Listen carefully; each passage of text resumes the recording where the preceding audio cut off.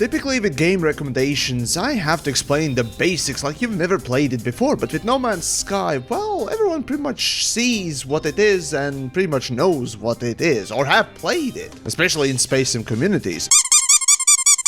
So instead, I often have to fight against that distaste many have immediately for the visuals, to even give it a fair shake in the first place. So, before we judge No Man's Sky as the kid's Duplo toy stuck-up toddler's nose that you have to pull out with the thickest dad tools, well, let me explain that you should still give it a try.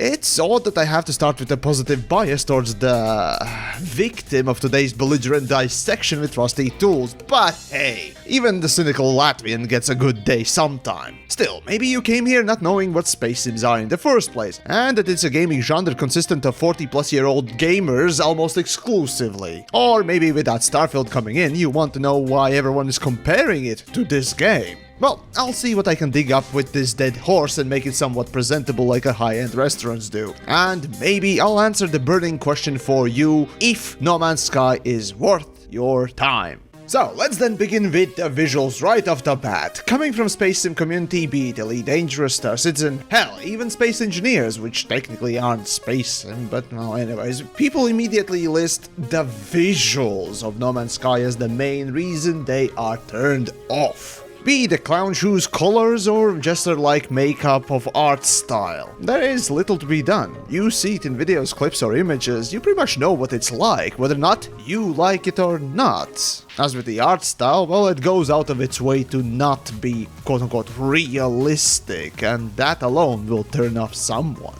Here, unfortunately, we can't go too far without a comparison, and, well, space is boring. Space is dark and space is desolate. There is charm to it, sure, but No Man's Sky approaches the space travel as well as interstellar aspect from a point of view that it has to be fun. Yeah, I can rename it, okay. Yeah, there we go.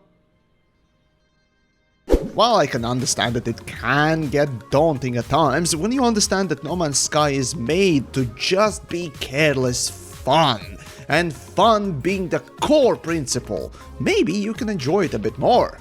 Let me just sit in my penis. My penis is very red. It also is very small. Stubby. It's more of a girthy one than long one.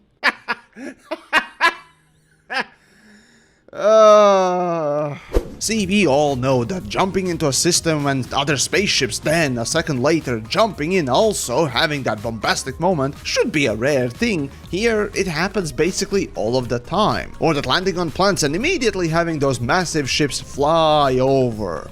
Was that ship going through the mountain or these massive big ships going... Never fucking mind, it's going through the goddamn ground.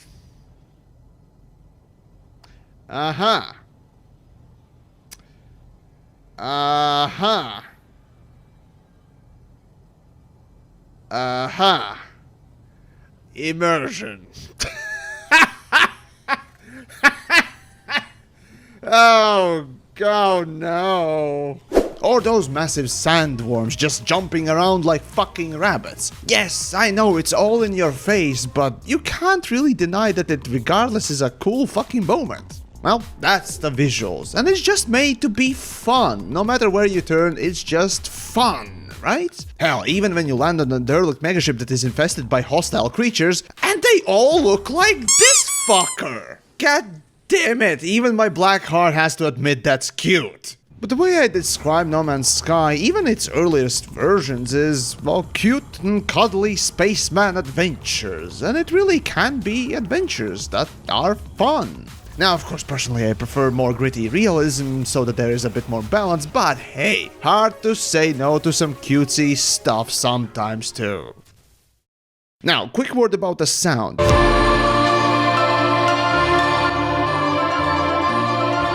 It's probably the worst part about the game these days. It's indie rock and pretentious as fuck at that, which I do hate a lot, but setting aside my personal hate all indie pretentious bullshit, it's hard to say that you'll notice music in the game at all, unless of course it's being bombasted in your face.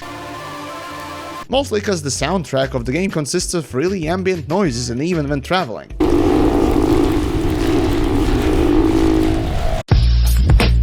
So then sound effects. Well, they're suitable. While many effects are just bland, the creature sounds are annoying and multi-tool effects are functional, I guess. And spaceships I could barely notice, but despite my dismissive attitude, you can't fault No Man's Sky for not having sound effects for everything. I guess that's the strongest part. The game feels alive and things you do in it actually you can feel. All of that because there is a sound attributed to it, and I guess that's as generous as I can be. Now as for gameplay,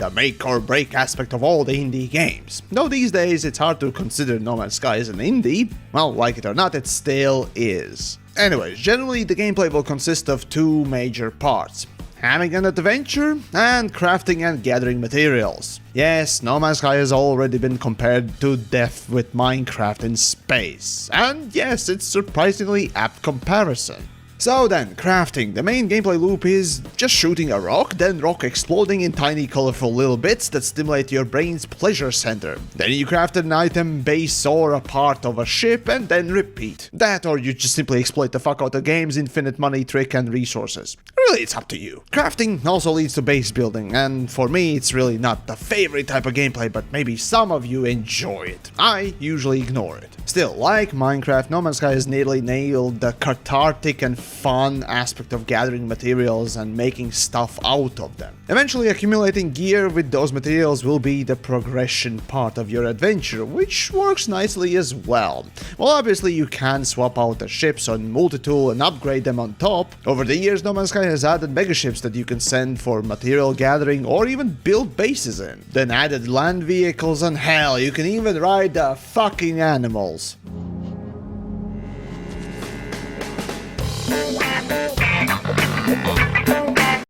Oh, god damn it, not like that! So yeah, the progression in this game is basically tied to accumulating more and more stuff, building and upgrading said stuff, which ultimately leads to no particular end, just more stuff for you to play around with. Now, because I love the first-person shooter so much, I'm reserving a slot for every game to slice its testicle open and examine the shooter part. Well, here I'm sad to say that when it comes to space pew-pews on foot, No Man's Sky honestly shouldn't have bothered.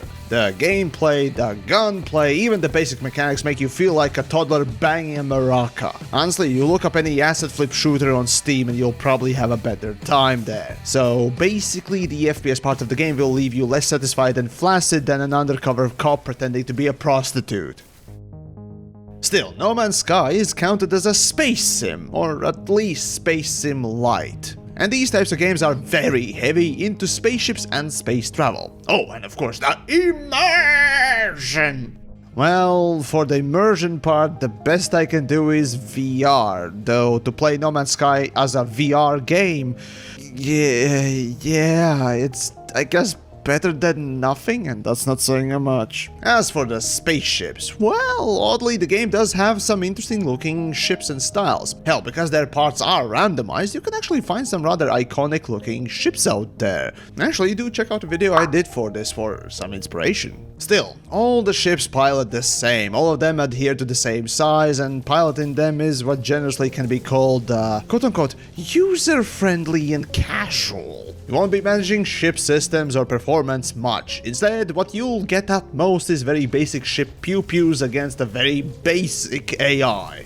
Now understand that No Man's Sky is basically an adventure game and on top made for more casual audiences than its space sim brethren. Spaceships are basically just a taxi with cargo space, and that's about as much as you're gonna get out of it.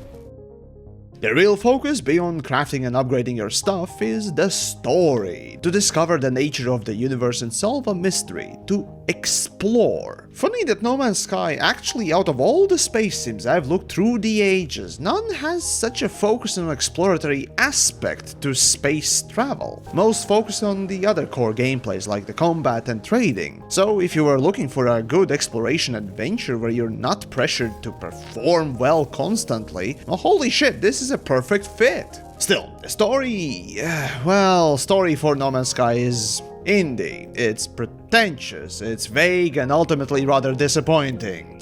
This was already spoiled at the release in 2016 for No Man's Sky, which was one of the most disappointing bits about it. All roads, all the quests lead to the center of the galaxy, and the end game is basically resetting the galaxy with a different seed value.